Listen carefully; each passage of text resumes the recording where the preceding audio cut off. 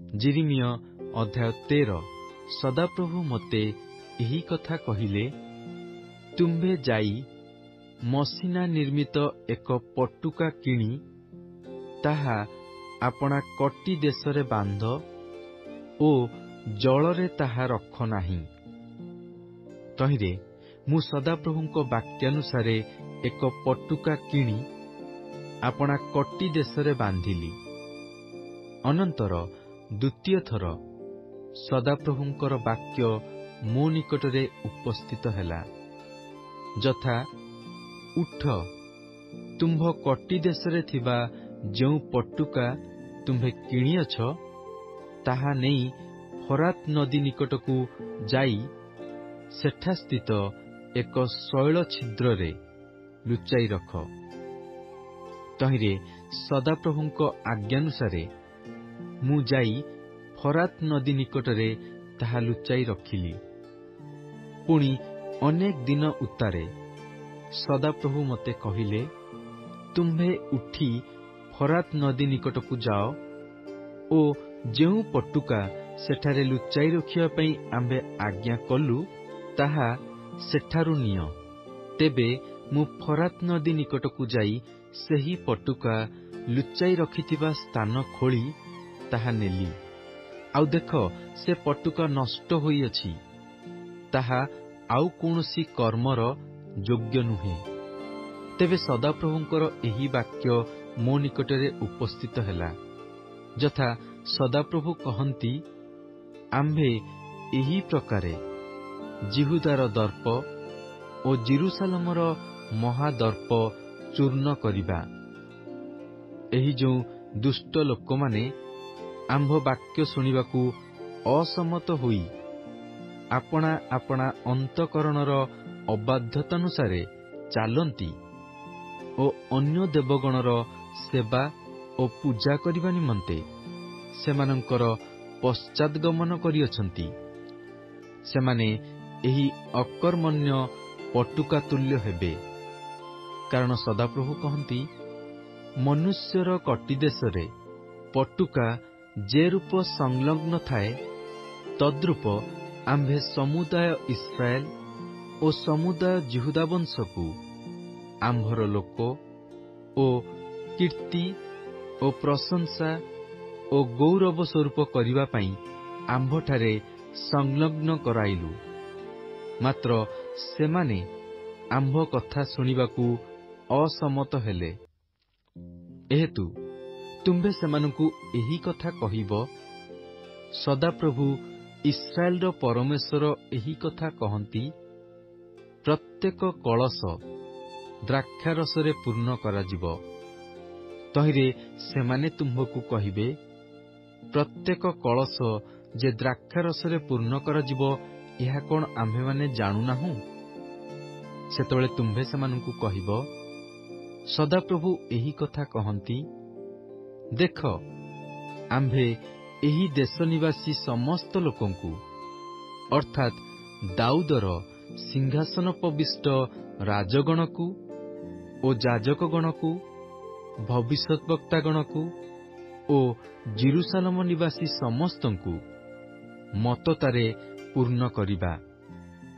ପୁଣି ଆମ୍ଭେ ସେମାନଙ୍କର ଏକ ଜଣକୁ ଅନ୍ୟ ଜଣର ଉପରେ, ହଁ, ପିତୃଗଣକୁ ଓ ପୁତ୍ରଗଣକୁ ଏକ ସଙ୍ଗେ କଚାଡ଼ି ପକାଇବା। ଏହା ସଦାପ୍ରଭୁ କହନ୍ତି। ଆମ୍ଭେ ସେମାନଙ୍କ ପ୍ରତି କୃପା କିୟବା ଦୟା ଅଥବା କରୁଣା ନ କରି ସେମାନଙ୍କୁ ନଷ୍ଟ କରିବା। ତୁମ୍ଭେମାନେ ଶୁଣ ଓ କର୍ଣ୍ଣପାତ କର, ଅହଙ୍କାର କର ନାହିଁ। କାରଣ ସଦାପ୍ରଭୁ କଥା କହିଅଛନ୍ତି, ସଦାପ୍ରଭୁ ତୁମ୍ଭମାନଙ୍କ ପରମେଶ୍ୱର ଅନ୍ଧକାର ଉପସ୍ଥିତ କରିବା ପୂର୍ବେ ଓ ଅନ୍ଧକାରମୟ ପର୍ବତରେ ତୁମ୍ଭମାନଙ୍କ ଚରଣ ଝୁଣ୍ଟିବା ପୂର୍ବେ, ପୁଣି ତୁମ୍ଭେମାନେ ଆଲୁଅର ଅପେକ୍ଷା କରୁ କରୁ ସେ ତାହା ମୃତ୍ୟୁ ଛାୟାରେ ଓ ଘୋର ଅନ୍ଧକାରରେ ପରିଣତ କରିବା ପୂର୍ବେ ତୁମ୍ଭେମାନେ ତାହାଙ୍କୁ ଗୌରବ ଦିଅ। ମାତ୍ର ଯେବେ ତୁମେମାନେ ଏ କଥା ଶୁଣିବ ନାହିଁ, ତେବେ ତୁମ୍ଭମାନଙ୍କର ଅହଙ୍କାର ସକାଶୁ ମୋହର ପ୍ରାଣ ନିରୋଳ ସ୍ଥାନରେ ରୋଦନ କରିବ ଓ ସଦାପ୍ରଭୁଙ୍କର ପଲ ବନ୍ଦୀ ଅବସ୍ଥାରେ ନୀତ ହେବା ସକାଶୁ ମୋହର ଚକ୍ଷୁ ଅତିଶୟ ରୋଦନ କରି ଅଶ୍ରୁଧାରା ବହାଇବ। ତୁମ୍ଭେ ରାଜାକୁ ଓ ରାଜମାତାକୁ କୁହ, ତୁମ୍ଭେମାନେ ଆପଣାମାନଙ୍କୁ ନମ୍ର କରି ବସ, କାରଣ ତୁମ୍ଭମାନଙ୍କର ମସ୍ତକାଭରଣ ଅର୍ଥାତ୍ ଗୌରବ ମୁକୁଟ ତଳେ ପଡ଼ିଅଛି। ଦକ୍ଷିଣ ପ୍ରଦେଶୀୟ ନଗର ସବୁ ରୁଦ୍ଧ ହୋଇଅଛି ଓ ତାହା ଫିଟାଇବାକୁ କେହି ନାହିଁ। ସମୁଦାୟ ଯିହୁଦା ନିର୍ବାସିତ ହୋଇଅଛି, ତାହା ସମ୍ପୂର୍ଣ୍ଣ ରୂପେ ନିର୍ବାସିତ ହୋଇଅଛି। ତୁମ୍ଭେମାନେ ଚକ୍ଷୁ ମେଲି ଉତ୍ତର ଦିଗରୁ ଆସନ୍ତା ଲୋକମାନଙ୍କୁ ଦେଖ। ତୁମ୍ଭକୁ ଯେଉଁ ପଲ ଦତ୍ତ ହୋଇଥିଲା, ତୁମ୍ଭର ସେହି ସୁନ୍ଦର ପଲ କାହିଁ? ତୁମ୍ଭେ ଯେଉଁମାନଙ୍କୁ ନିଜେ ଆପଣା ବିରୁଦ୍ଧରେ ଶିକ୍ଷା ଦେଇଅଛ, ତୁମ୍ଭର ସେହି ମିତ୍ରମାନଙ୍କୁ ଯେତେବେଳେ ସେ ତୁମ୍ଭର ମସ୍ତକ ସ୍ୱରୂପ କରି ନିଯୁକ୍ତ କରିବେ, ସେତେବେଳେ ତୁମ୍ଭେ କ'ଣ କହିବ? ପ୍ରସବ କାଳରେ ଯେପରି ସ୍ତ୍ରୀଲୋକ, ସେହିପରି ତୁମ୍ଭେ କି ବେଦନାଗ୍ରସ୍ତ ନୋହିବ?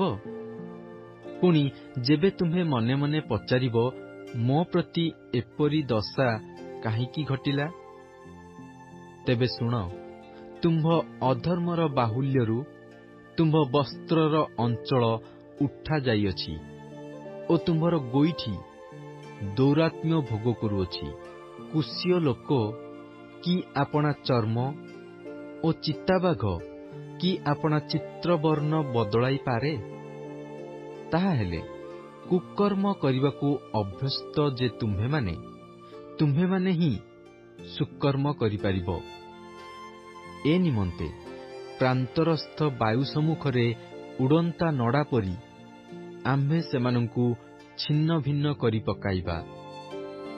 ସଦାପ୍ରଭୁ କହନ୍ତି, ଆମ୍ଭଠାରୁ ଏହି ତୁମ୍ଭର ବାଣ୍ଟ ଓ ପରିମିତ ଅଂଶ, କାରଣ ତୁମ୍ଭେ ଆମ୍ଭକୁ ପାଶୋରିଅଛ ଓ ମିଥ୍ୟାରେ ବିଶ୍ୱାସ କରିଅଛ। ଏ ନିମନ୍ତେ ଆମ୍ଭେ ହିଁ ତୁମ୍ଭ ବସ୍ତ୍ରର ଅଞ୍ଚଳ ତୁମ୍ଭ ମୁଖ ପର୍ଯ୍ୟନ୍ତ ଟେକିବା ଓ ତୁମ୍ଭର ଲଜ୍ଜା ଦେଖାଯିବ।